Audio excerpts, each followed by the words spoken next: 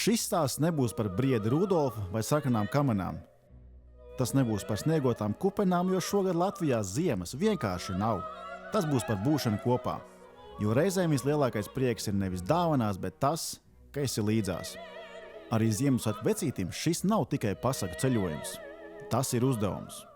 Un tā sākās operācija Ho, ho, ho!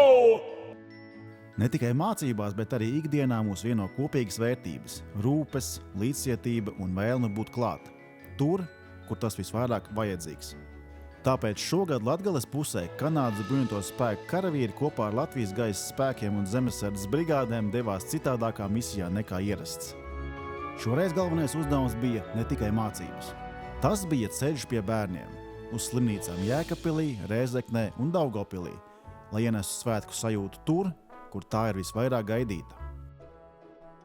Kanādā šī labdarības iniciatīva norisinās jau 22 gadus. Tās mērķis ir vienkāršs, bet nozīmīgs – sniegt prieku un atbalstu bērniem, kuri Ziemassvētkus pavada ārstniecības iestādēs. Jo Ziemassvētki nav vieta, tie nav apstākļi. Ziemassvētki ir cilvēki, kuri ir līdzās.